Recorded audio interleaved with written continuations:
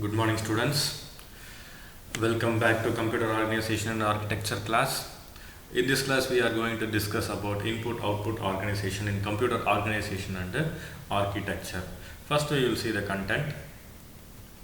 What are the contents we are going to see? So, first is input-output organization, peripheral devices, input-output interface, input-output system, programmed input-output, direct memory access, and interrupt.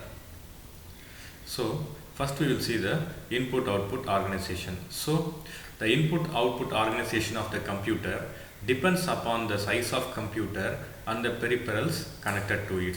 So, basically the input-output organization of the computer depends upon the size of the computer and the peripheral devices connected to it. Already we have seen the peripheral devices and the classifications. So, peripheral devices are classified into three types.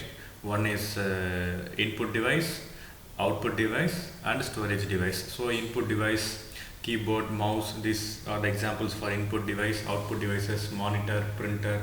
So these are the examples for output devices. And storage devices are magnetic tapes, magnetic drives.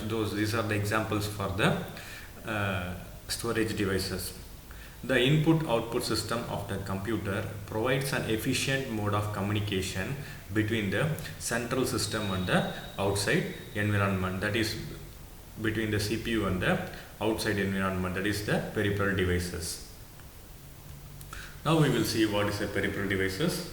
An external device connected to an input-output module provides a means of exchanging data between the external device environment and the computer.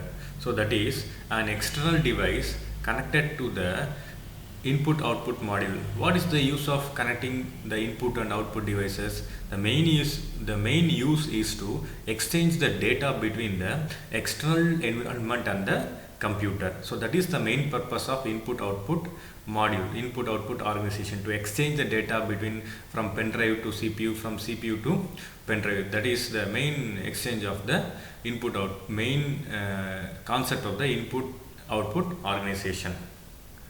Attached to the computer by the link of an input-output module. The link is used to exchange control, status and data between the input-output module and the external devices. Now we will see the peripheral devices. The most common input-output devices are monitor, keyboard, mouse, printer, magnetic tapes. The devices that are under the direct control of the computer are said to be connected online. So these things and all connected to the computer. See here, the devices that are connected, that are under the direct control of the computer are said to be connected online. Monitor is connected, keyboard is connected, mouse is connected, printer is connected, and magnetic tapes. Already I have said that monitor is output device, keyboard input device, mouse input device, printer is a output device, magnetic tape is a storage device. So these are some of the common peripheral input, output and the storage devices. So these things and all connected to the computer, that is said to be connected online. Now we will see the block diagram of an external device. So see here, this is the block diagram of the external device. So it has data bits to and from input output module, signal status to input output module, that is controlled by the control logic, control signals from input output module, buffer, transducer, data, device unique, that is data to and from the environment. So device unique. So this is the block diagram of the external device. So these are the things, the external device consists of these things. Now we will see the input and output interface. So the input output interface provides a method for transferring information between internal storage such as memory and CPU registers and external input output devices. So internal storage, that is in the computer, that is such as memory and CPU register. So what is the use of input and output interface? To exchange the data between the internal device and the external device, or transferring of information between the internal storage and the external input output devices. That is, peripherals connected to the computer need special communication links for interfacing them with the central processing unit.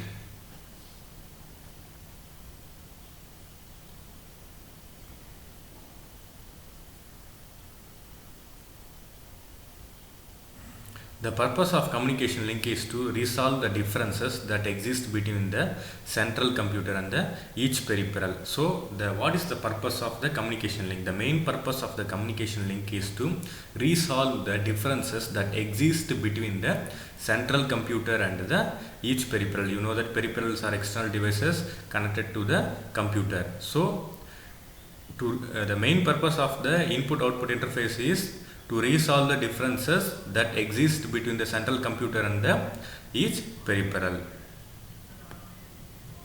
Now we are going to see about the major differences. Are peripherals are electromechanically and electromagnetic devices. Now we will see the major differences.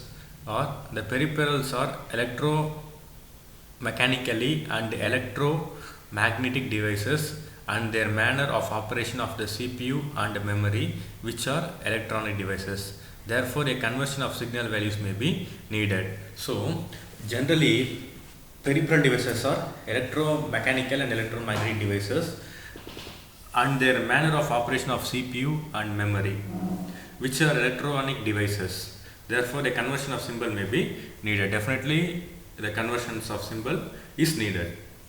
The data transfer rate of peripherals is usually slower than the data transfer rate of CPU, and consequently a synchronization mechanism may be needed. So, the peripherals are external devices.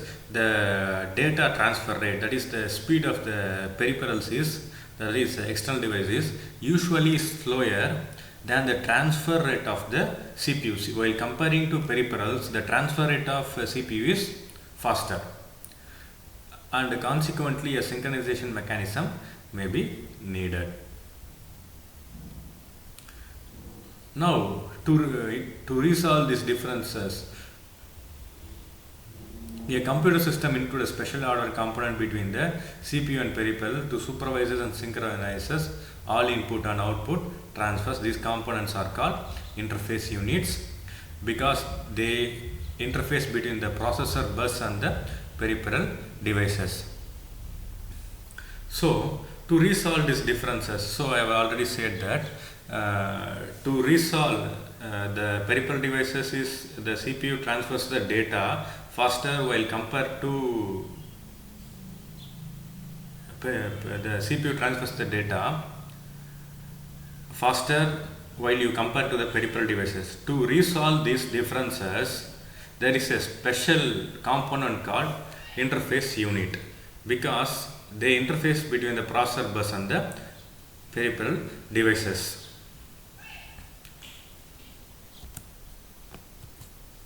We will see the input output module function. Control and timing coordinates the flow of traffic between the internal sources and the external devices. That is the use of control and timing. So, coordinates the flow of traffic between internal resources and the external devices. Processor communication involves command decoding, data status reporting, address recognition. There will be address bus, command decoding, data status reporting, address recognition. Error detection, detect and reports the transmission of errors. Already we have seen about the parity bit and those things and all. Already you may aware of the error detection. So there is if you send a data from source to destination, the error may occur due to some external noises. Due to that, we will send a parity bit along with the data bit, so that will detect whether if the error occurs, and it will resend the data that the error has occurred. So please resend it to the destination.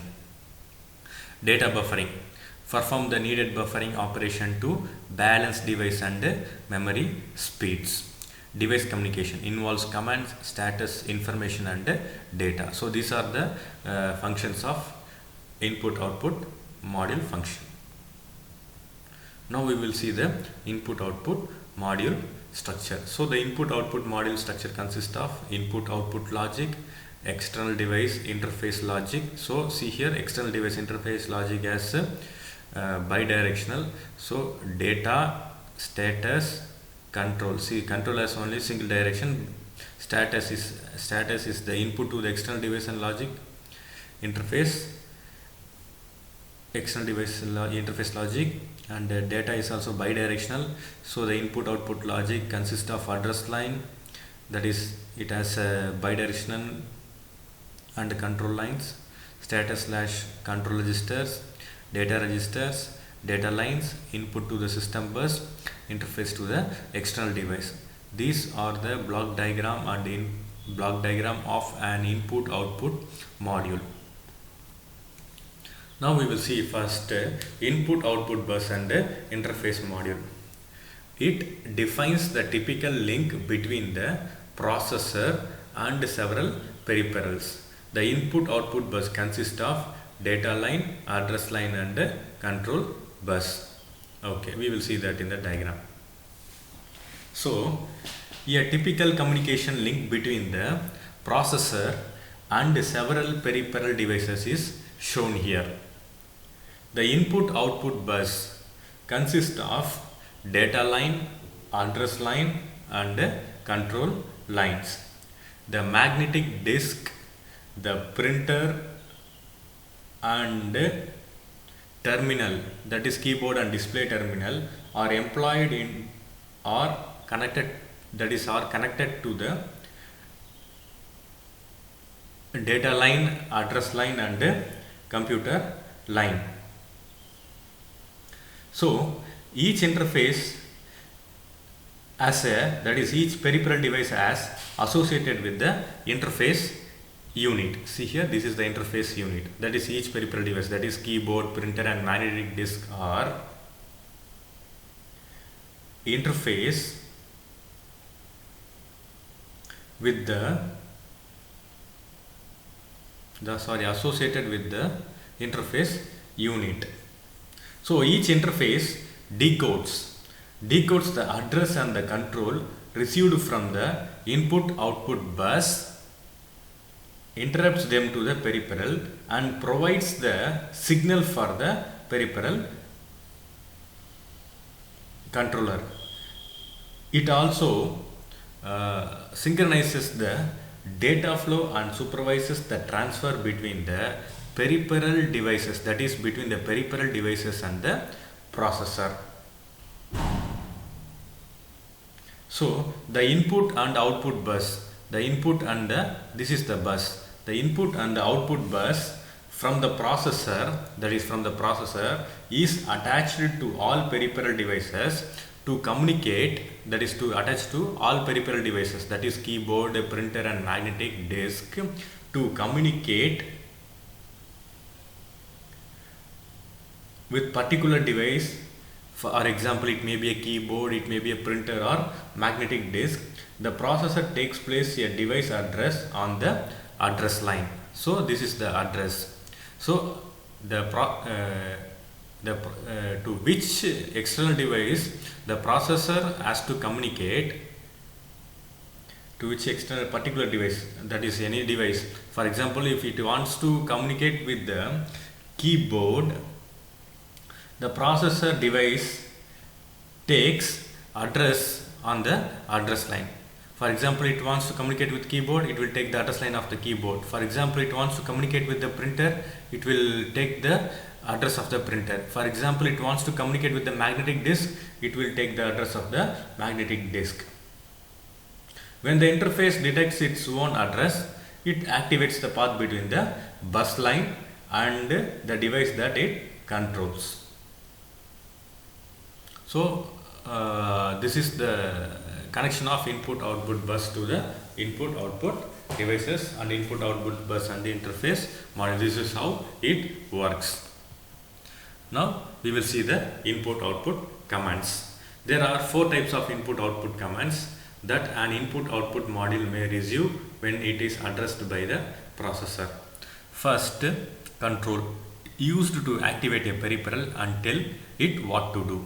So control is a first command which is used to activate a peripheral and tell it what to do. It commands what to do. It activates the peripheral and what to do. Test. Used to test various status condition associated with the input output module and its peripherals. This is the use of test. Read causes the input output module to obtain an item of a data from the peripheral and place it in an internal buffer. Write causes the input output module to take an item of data from the data bus and subsequently transmit the data item to the peripheral. So it transmits the data item to the peripheral. Important thing of the write operation is cause the input output module to take an item data from the data bus and subsequently transmit the data item to the peripheral. So it takes the data and it transmits the data item to the peripheral. So these are the four input output commands. One is control, another one is test, read and write.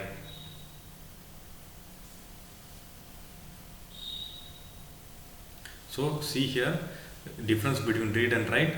Read causes data from the peripheral devices. So see here causes the input module to obtain an item of data from peripheral device and place into internal buffer.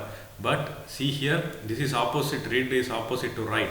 Causes the input output module to take an item of data from the data bus and subsequently transmit the data item to the peripheral. It is from peripheral to internal buffer. This is from internal device to peripheral. So input output system. There are two methods in which a processor can address the input output device. So in the first arrangement, input output device assigned particular addresses isolated from the address space assigned to the memory. The execution of an input instruction at an input devices will cause the character stored into the input register of the device to be transferred at the specific register in the CPU. Similarly, the execution of an output instruction.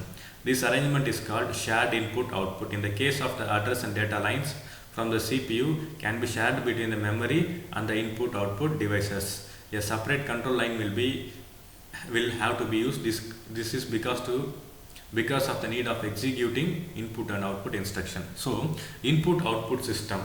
So if you want to transfer data from the internal device to the peripheral devices or peripheral devices to internal device, we need proper the address lines and data lines.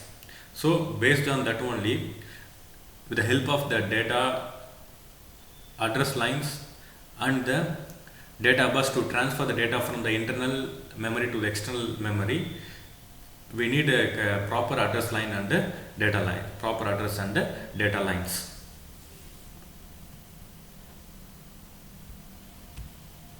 See here, so this is the processor. So it has address bus, data bus and memory control bus. So input device, output device, that is graphical display. Input device is keyboard. See here, so it has memory, processor. This is the address bus. Already I have said to you, we need a address bus, data bus to transfer data from the input device that is input devices and output devices. So see here, so input devices is keyboard, output devices is graphical display, that is your monitor. So this is a memory, so this is a processor. So each input and output devices are connected to address bus, data bus and memory control bus. So see here, processor and memory. So this is the memory mapped input output arrangement. So if you want to transfer data from CPU to peripheral devices, that is input device, processor and peripheral devices, we need address bus, data bus and memory control bus.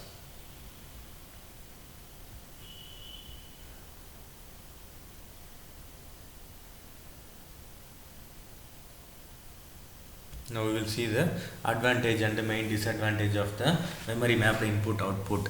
The main advantage of the memory mapped input output is use of the read and write instruction of the processor to perform input and output operations respectively. It eliminates the need of introducing a special input output instruction. So we doesn't need a special input output instruction in the memory mapped input output.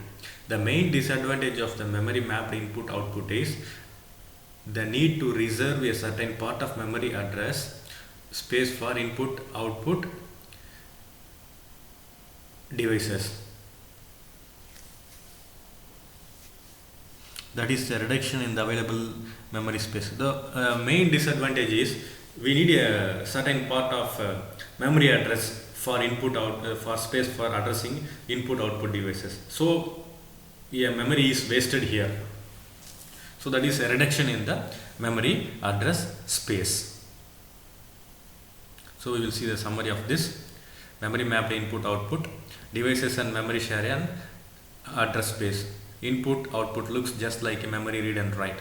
No special commands for input output. Larger selection of memory access commands available. Isolated input output.